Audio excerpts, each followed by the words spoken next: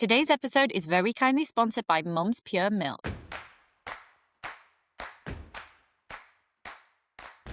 Hi everyone, a very rusty Emma here. I haven't recorded a podcast episode for Next of Kin in nearly a whole year, which just seems crazy. Where has the time gone? I've seen that our downloads and our listens have continued to increase though, so thank you so much and hello to all the new listeners. I guess I'm bringing you a bit of a different episode to start a brand new season and a brand new chapter for Next of Kin. And that's because I am leaving and I am handing over the whole of Next of Kin, the whole of my baby, to Millie. So today, this is my last episode, and I also get to introduce you to the fabulous Millie and her plans for this podcast going forward. She's got some great plans. So I will introduce you, we'll have a little catch up, because it's been one hell of a year since I was last recording.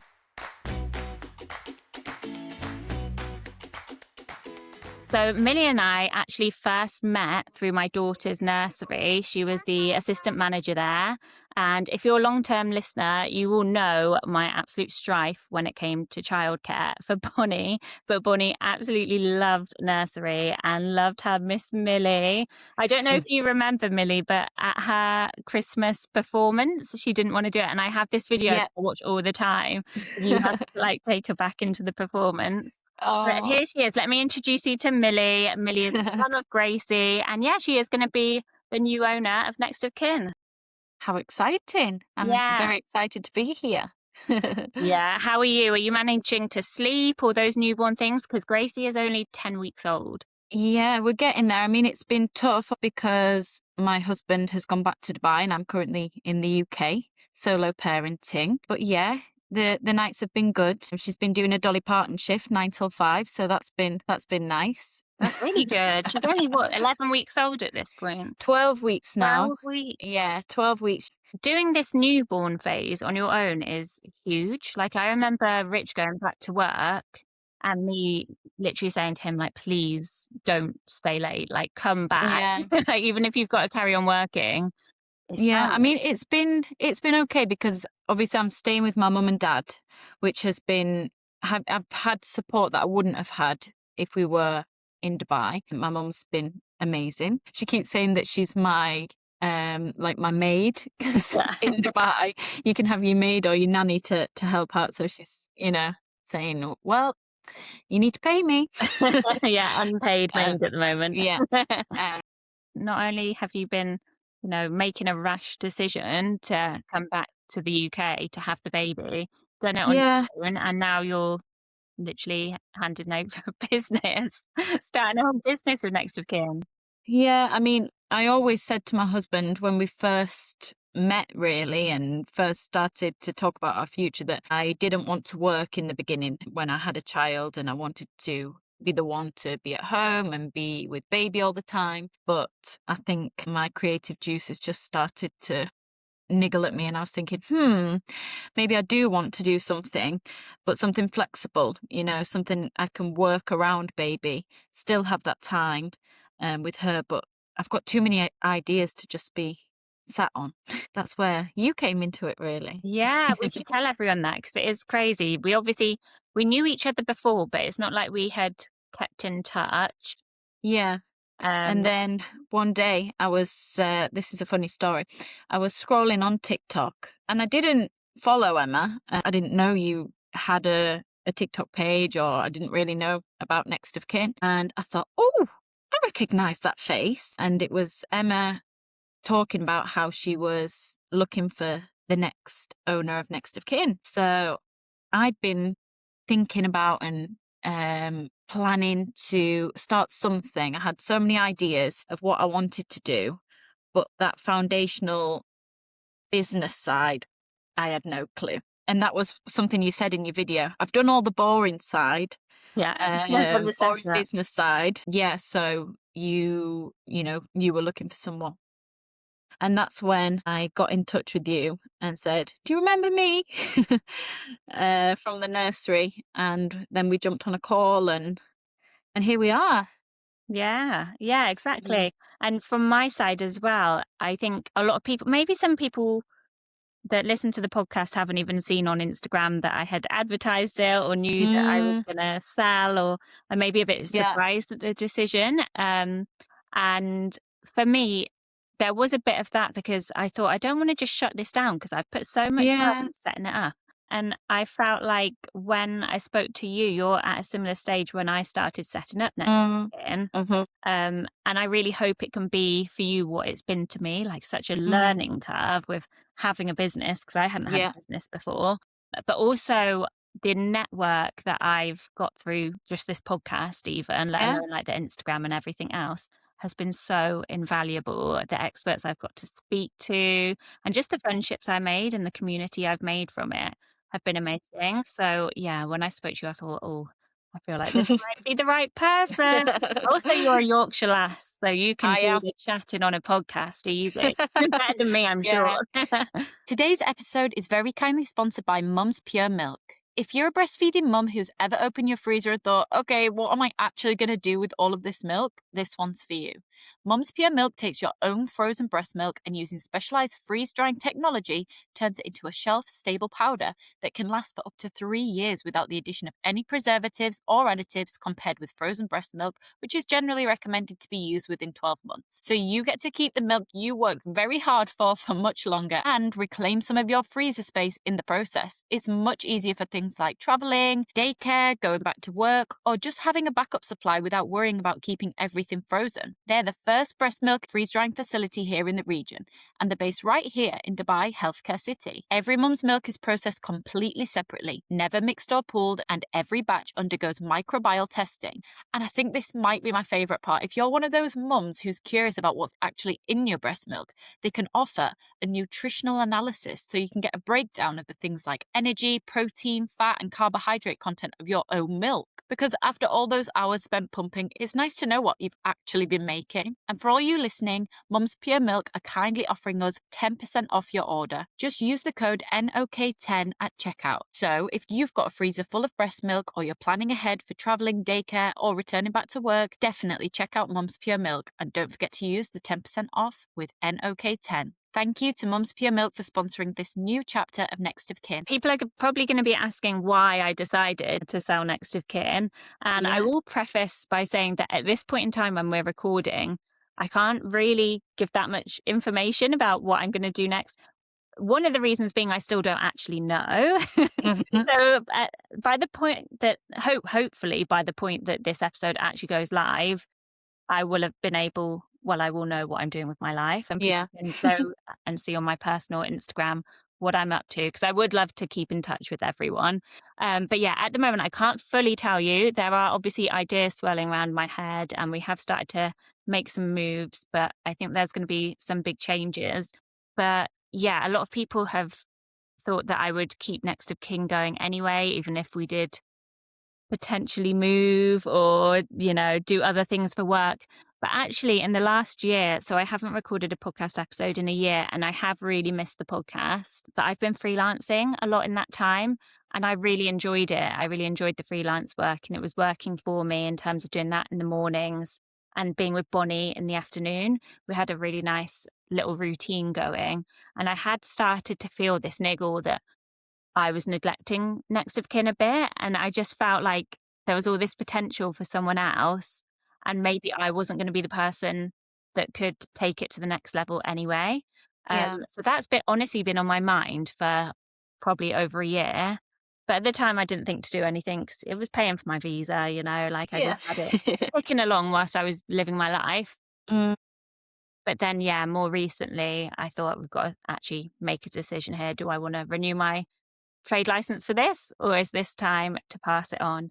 And that's when I made a video. If you do go back, maybe I'll link it in the show notes, but I did make a video that was a bit more succinct about my decisions behind finding a new person to take over. But it wasn't exactly the best timing, was it? Like when war has broken out and everyone... It's probably the worst timing in terms of selling a business. And I hadn't worked on, like the retail side of things for a year. So it wasn't good timing, but hey, it's all worked out, hasn't it? Right, enough about me. Let's move on to Millie. Let's get to know Millie a bit better. So Millie, how long have you been in Dubai for? I've been in Dubai around 5 years now. Similar to, I've been 5 years, so you moved 5 COVID years as well. time as well. Yeah, COVID time. That was when I came.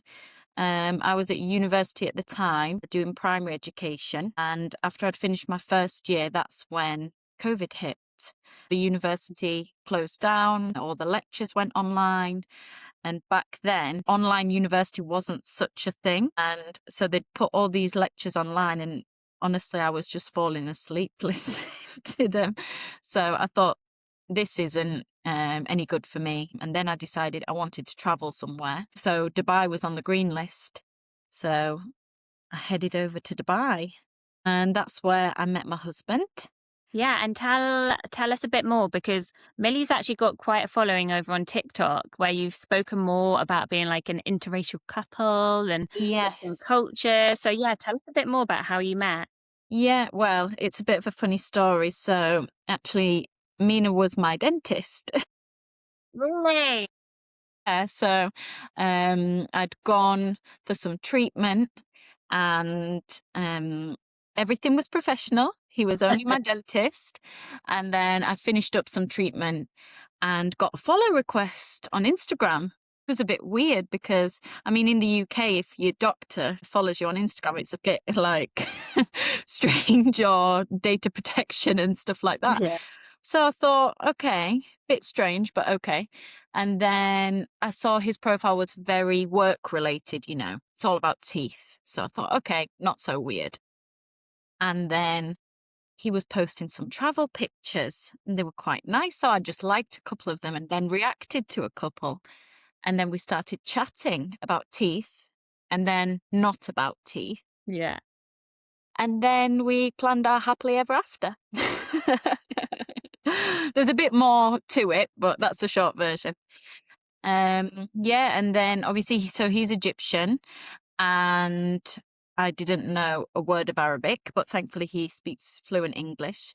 But I started to try and learn a bit of Arabic. But yeah, I built a TikTok page, kind of all about Egypt, and I was so excited about Egypt and Egyptian food and the language. And yeah, that's where I have my main following. Yeah. Amazing. So how long have you been married? We got married in 2024. Yeah. Okay. Yeah, October 2024. We got married in Egypt and had the most Egyptian wedding. Have you come up across any challenges when it comes to you both being from totally different cultures, or any judgment as well? Think, thankfully, his family was very open-minded. From what I know, it can be difficult sometimes for the culture to accept somebody who's from a different community. But his family were very open-minded, and I remember his dad saying to him the first time I went to Egypt, he said, "When I knew you were bringing a British girl, I thought, let him have fun, enjoy his time, Yeah. and then he'll settle down later." But when I met Millie, he went, "Khalas, finish, marry her." So Oh, yeah, I think because they accepted me with ease, it was fine. But there's differences, I think, with any marriage and relationship. I learned that just because we're from two different cultures, everybody's from two different cultures. Like, whether it's two British people together, your own household is your own culture. We actually did a pre-marriage course as well. It was so valuable. I would recommend anyone getting married to do some kind of marriage course, because we learned so much, and we keep even going back to what we learn now. Sometimes, if we're having a difficult time, we might think, okay, let's look at this from the perspective of what we were taught. And it's really valuable. you know what? I love what you say about your households being different cultures, because me and Rich are literally we went to the same school year. Like, I've known him from school. Not that we Mm, were together since school. It's not like childhood sweetheart thing, yeah. but like, we literally had business studies together. Like, we've Yeah. like messed around as teenagers together and like had fun and all of that. Um, but like, our families are totally different as well, Yeah. and they live, what, a 20-minute walk apart. So I The love that you thing. said I've never even thought about that before. Mm. It was, I remember one line that the lady who ran our course said, one of you prefers red sauce on your pasta, and then the other family has white sauce on the pasta. And then when you come together in your own house and you say, well, no, we have red sauce on the pasta. No, we have white sauce. And then you've got to come up with your own new culture as a household and sometimes compromise that, okay, we can have white sauce today, but we'll have red sauce tomorrow. Do you know what I mean? I know it doesn't matter about pasta, but in many things, whether And you it's know what? You'll how you're find going to that spend holidays, how you're going to do certain traditions, because you might be really used to doing it one way and love that, and then you're going into this marriage and you're already married and you're thinking, I've got to change something really important. But I think that's if you both realize that point and compromise. and I think you'll find that as well when your parents just the little traditions, the little things you do, like, I don't know, I don't think Rich ever put out, like, a mince pie for Santa or like, really random things like that, and they're a bit like, "What are you doing? Come back with the carrot." And I'm like, "No, it's for the reindeer, don't touch it." Um, but I think even the it's other day, nice, I said yeah. to him, like, "So, like, we've been out shopping, like, come on, now you've got to do the fashion show, like, you've got to put on all your clothes and, like, walk and Literally. show us all." And he was like, "What?" And I was like, "No, I like, my parents are split up at both households. After a Yeah, shopping trip, you come back and you try them all on, that you is get just like us. hyped I up." think he's used to that now, and especially now, as we've been living in different countries. I called him the other day, I was like, "Right, I've been to TK Maxx, I need to show you everything that I've got." Yeah, And yeah, he's there, like, at work with a really busy schedule, but he's learnt now, "Okay, show yeah. me what you've got, Habibi." Yeah, and you can kind of tell, I don't know if he's the same, but on Rich's face, he's there trying to work out, like, especially if it's an order, like, I've ordered the stuff, I haven't tried it on, and then I go and show him, and I'm, like, blank faced, and he's trying to work out, like, Do does you like she it or like not? it? Do I need to compliment this? Or, like, you don't wanna get that wrong, do I you, think as a we've man? been living the same situation here. Yeah, yeah. And then you get really offended if you liked something and then he says he didn't. You're like, no, that's nice. 100%, so true. So Well, I want to funny. talk to you because obviously you're really freshly like postpartum at this stage. Like you're just coming out of those proper newborn weeks. And Yes. we both, and we didn't realize this at the time, but we both left Dubai on the same day. Yeah. And I didn't really know how to approach this on the podcast because this whole conflict, the war situation is such a, everyone is experiencing it totally Yeah. different. And Yeah. obviously, like, you Definitely. have to be careful about what you say in some ways, but also I've learned, I think, the hard way on Instagram. I lost so many followers when I was like, "Yeah, I've left Yeah. Dubai," and they're like, Yeah. "Why?" And I was like, "What? You're still there? Why would you want to stay there?" Like, I know it was a big thing, wasn't it? When it happened, there was so many posts about, "Are you staying? Are you going?" Or even in WhatsApp groups, like, "Should we stay? Should we go?" It was, we happened to both leave, didn't we, on the same day, yeah. different flights. But I want you to talk us through that decision because you were very pregnant at that I stage. was very pregnant. It was a tough decision. I mean, when everything started, I was absolutely determined that I wanted to stay. I'd built a really good relationship with my midwife in Dubai, and I was really set. We'd moved house, I'd set up the nursery. I didn't want to go, and I thought, oh, it's all just going to calm down, and everything's going to be fine. And then as the days were progressing, I was thinking, I'm getting a bit anxious being so pregnant and thinking, how am I going to cope with this? The first that managed to get flights that day, I think. Yeah, yeah. I mean, I had to go obviously get the fit to fly certificate, but I just put my headphones in. I'd been doing hypnobirthing as well, so I was just trying to keep myself in the zone, ignore what was going on around, and just think I need to get on that flight, and it'll all work out. Yeah. I think we It need to give was, a shout out as well to those mums that were past that point of being able to fly because you yeah, were very close to it. But yeah. I really felt for those mums that actually couldn't leave and were probably When, feeling anxious and just had to like get in yeah. that mindset. We have to also say like Dubai was amazing. Like we're getting Oh, a nurse, but you know, yeah, yeah, like we yeah. everyone can say they felt safe and I said that even when I came back, and I'm like, yes, I wanted to be back here. I knew I was safe there. Yeah. Mentally, I found it hard. And that's because as well, we're so privileged, like Brits, that have never been through anything even remotely like that. Yeah. Whereas there's Yeah. so many people I know out there who honestly were totally fine and felt totally fine, wasn't Yeah. there? That's why it's Yeah. so hard to talk about. Because we come back here and everyone's like, oh, of course you had to leave. But then Yeah. I speak to people who are more than happy staying, right? Everybody had to do what they felt was right for them and their family. Exactly, exactly.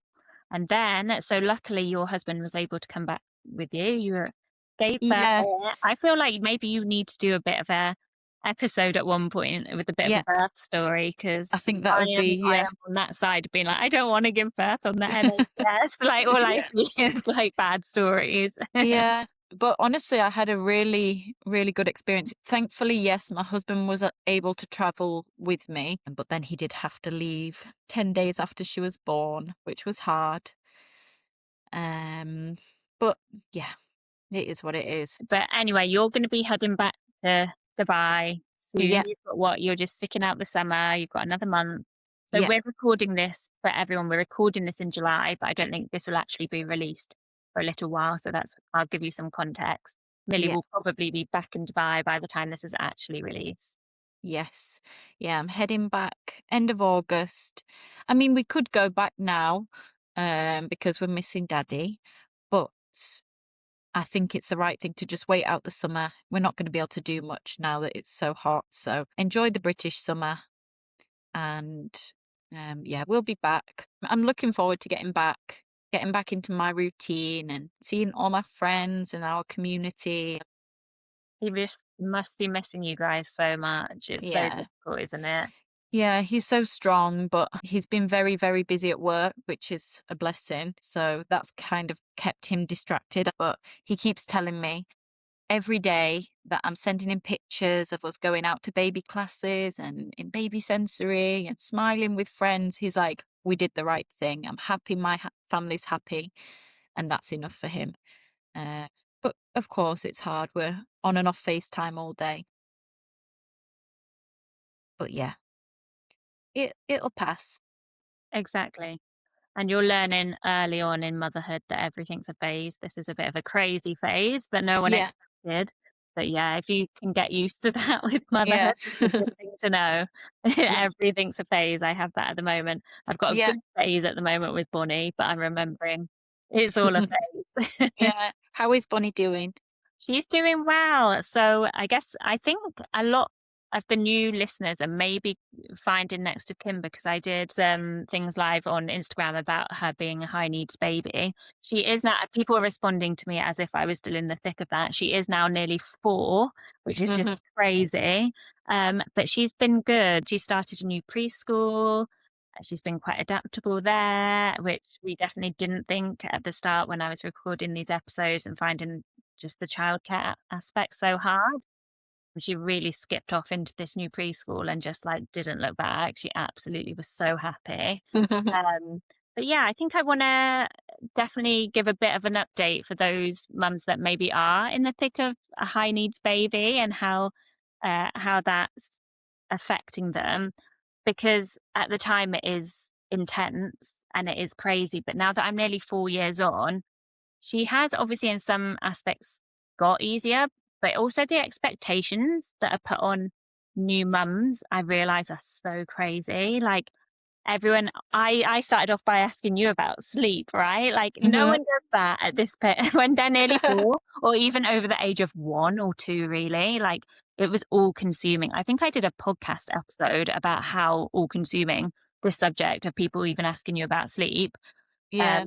is that definitely stops. She is still in my bed. She's asking me at the moment to get a bunk bed with a slide, and I'm like, girl, there's no chance. Like, are you mad?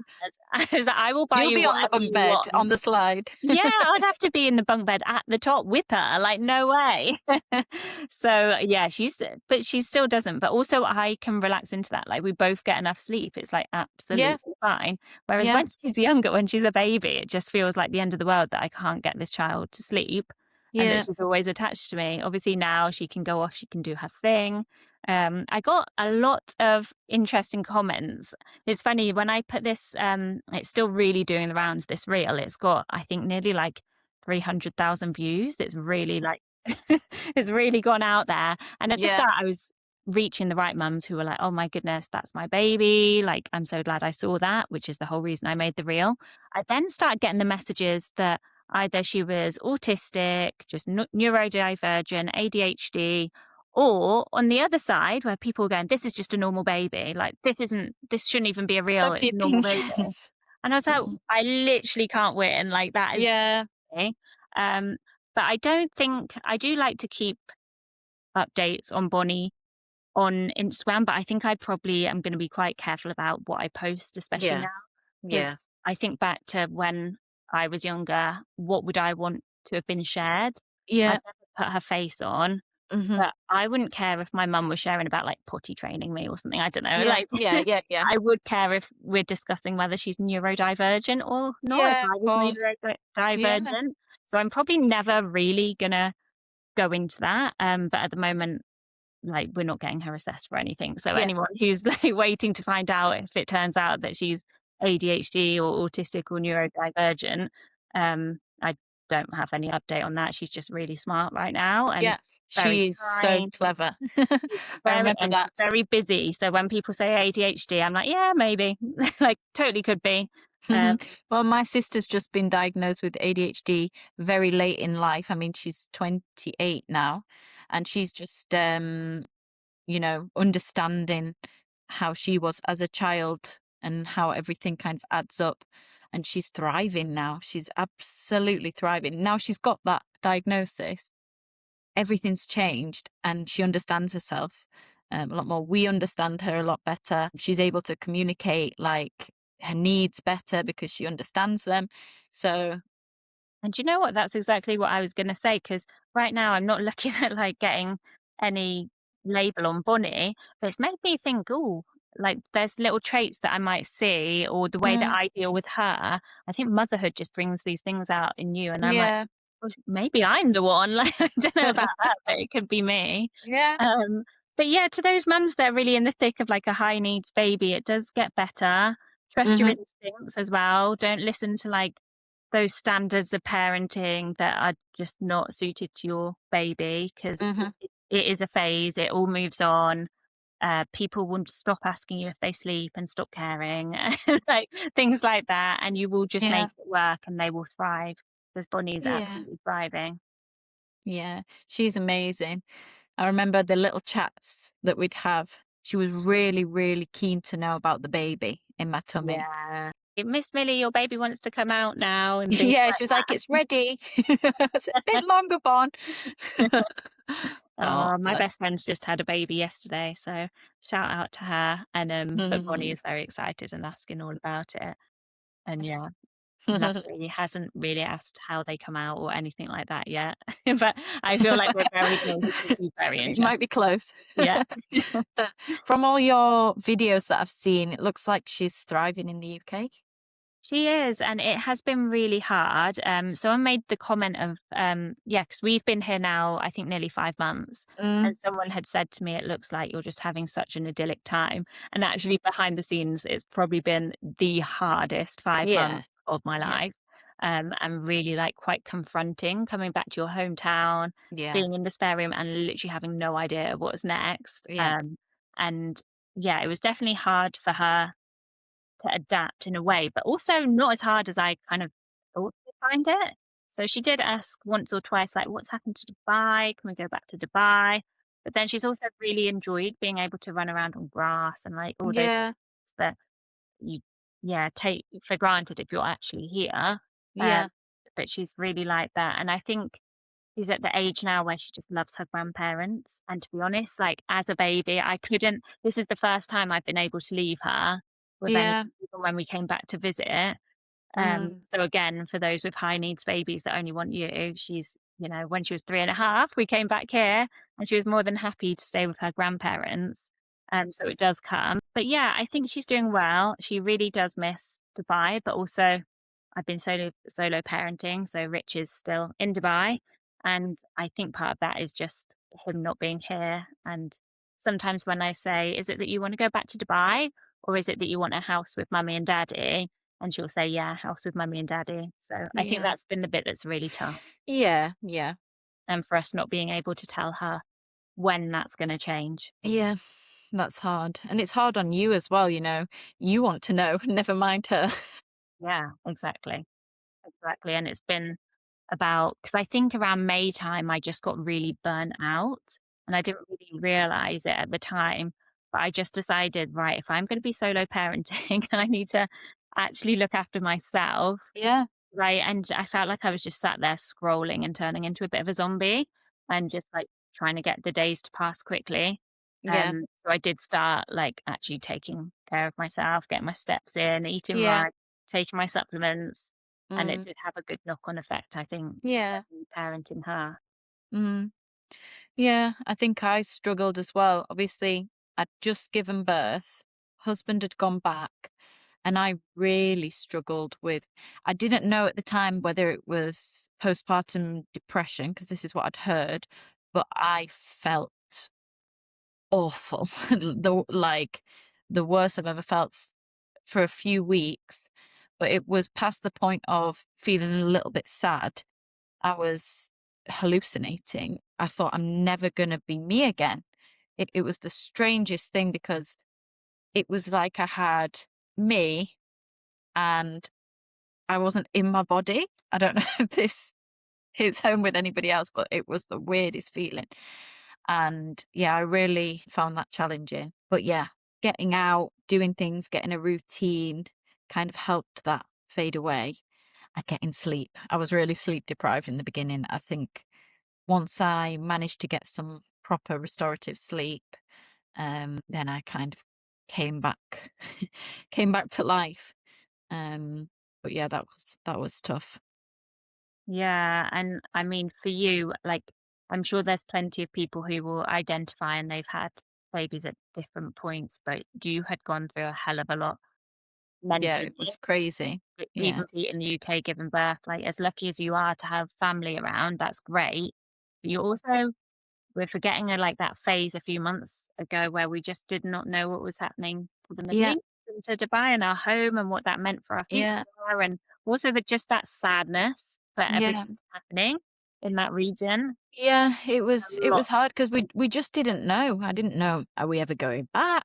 Are we like, am I ever gonna see that wall that I painted for my baby? Like, I don't know. It was all emotions, hormones wrapped up with that. A little bit of maybe PTSD, like hearing planes going overhead was scary. Like Oh, I love that. Yeah, yeah. But to all have those that and also emotions. be hormonal and postpartum, Yeah, going through like the change, like the matrescence of it all, like that's a lot yeah, for you it to take was. in all at once. Yeah, yeah. I feel like this is also a whole episode that you can Yeah, get into for we'll sure. have to go But into that. yeah, Yeah. we've definitely touched on mental health on the podcast before. I think Nikki was my very first guest, and Mm, that's, I was keen to talk about it because now I look back and I think, my God, that was a lot going on.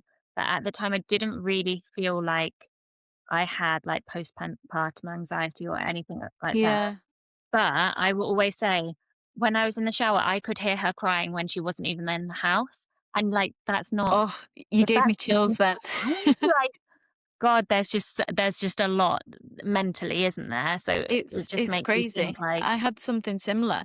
I remember when my husband was there in those early days, we kind of had shifts where he'd take the baby to try and let me sleep, and then he'd bring the baby when the baby needed feeding. And then at one point I texted him saying, "Come get the baby, I've fed her." But he had the baby. And I was searching for her, like it was a lot. Definitely a full episode on that. yeah, yeah, Um, it's a lot to go through, isn't it? And especially with everything you've had stacked on top of you, on top of that mental load already.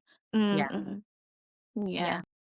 Well, let's talk about the future then, Yes. because we can slightly put that all behind us now and enter Yeah, into a thank whole God. new chapter. You know, you're coming out of that newborn phase, you're heading back to Dubai, you'll have your family back together, and you're heading Yeah. back as a business owner as well. Yeah. Yes. So Excited. lots to come for you with Next of Kin. Everyone keep an eye on the Instagram if they're not already following. It's nextofkin.ae. And for me, hopefully by this point, I will actually know what I'm doing with my life, and Yep. you can all go and follow me. I'm emmacoulter.insta on Instagram, or emmacoulter.talk on TikTok. But to be honest, I put most of my life date updates and things like that on Instagram because I post the stories there. But yeah, where else can people reach you, Millie? You've got your own personal Instagrams. Yeah, so Millie_French_ on Instagram and TikTok. Lovely. I'll put the links in the show notes, and then next time you'll be hearing from Millie. So it's Yeah, goodbye from me, exciting. guys. Till next time, take care, everyone. Till next time. Bye bye.